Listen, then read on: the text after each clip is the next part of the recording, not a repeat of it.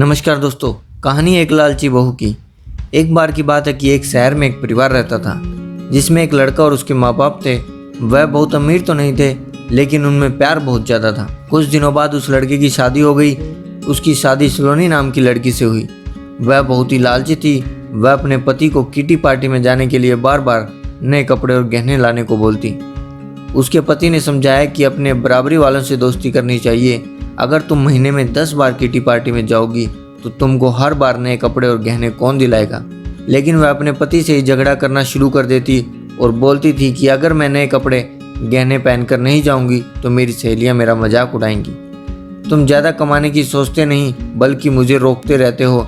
इसके बाद वह अपनी सास के पास गई और बोली, माँ जी आप मुझे अपने गहने दे दीजिए, मुझे किटी पार्टी में पहनकर जाना है। उसकी सास हैरान होकर बोली, हमारे समय में बहू अपनी सास को गहने रखने के लिए देती थी, लेकिन तुम मुझसे गहने मांग रही हो। उसकी इस हरकतों से सारा परिवार दुखी था। एक दिन सलोनी की सहेली शिल्पा घर आई। उसने सलोनी की सास से सलोनी के बारे में पूछा। उसने बताया कि सलोनी पार्टी में गई है। शिल्पा ने सलोनी की सास से पूछा, आप इतने दुखी क्यों दिख रहे हो। तब उन्होंने सारी बात बताई कि सलोनी किस तरह बार बार नए कपड़े और गहनों की डिमांड करती है और सारे पैसे इन्हीं पर खर्च कर देती है। वह शिल्पा से पूछती है, ज़्यादा जरूरी क्या है, रोटी या दिखावा। शिल्पा ने कहा कि जरूरी तो रोटी ही है, लेकिन सलोनी को यह बात समझानी होगी। सलोनी की सास ने पूछा, वह कैसे। इसके बाद शिल्पा ने कहा, आप देखते जाइए। शिल्पा ने अपने जितने भी गहने और नए कपड़े थे सब लाकर सलोनी के घर पर रख दिए और उसका सारा राशन और फर्नीचर लेकर अपने घर चली गई। जब सलोनी घर आई तो अपने अलमारी में नए गहने और कपड़े देखकर बहुत खुश हुई। इसके बाद वह अपनी सास से बोली, यह किसके हैं। तो उसकी सास बोली, यह सब तेरे हैं, तुमको अब जितना बदल कर पहनना है पहन ले। सलोनी उनमें से नए कपड़े और गहने पहनकर घूमने लगी। कुछ देर के बाद वह रसोई में गई तो उसने देखा कि घर का राशन गायब था। राशन के डिब्बों में गहने रखे थे।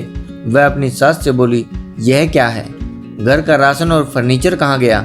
उसकी सास बोली, वह सब बेचकर ही तो तेरे लिए गहने और कपड़े लेकर आए हैं, अब तो इनको ही बदल बदल कर पहन। सलोनी बोली, लेकिन गहनों से पेट थोड़ी भरेगा, खाना तो खाना ही पड़ेगा। तभी सलोनी की सहेली शिल्पा भी वहां आ गई। उसने कहा, जब पहले तुम्हारी सास ने तुमको समझाया तब तुम नहीं मानी, इसलिए हमने यह सब किया। अगर तुमको लगता है कि तुम्हारा पति पर्याप्त नहीं कमाता तो तुम खुद नौकरी क्यों नहीं करती। तुमको इन फालतू के दिखावे से बचकर अपने घर पर ध्यान देना चाहिए। अब सलोनी को अपनी गलती का एहसास हो चुका था। अब वह सुधर गई थी। अब उसने फिजूल खर्ची करना बंद कर दिया था। दोस्तों, यह छोटी सी कहानी हमें यह सिखाती है कि फिजूल खर्ची से बचना चाहिए और ज़रूरत की चीज़ों पर ध्यान देना चाहिए। अपने पैसे को ऐसे व्यर्थ नहीं करना चाहिए।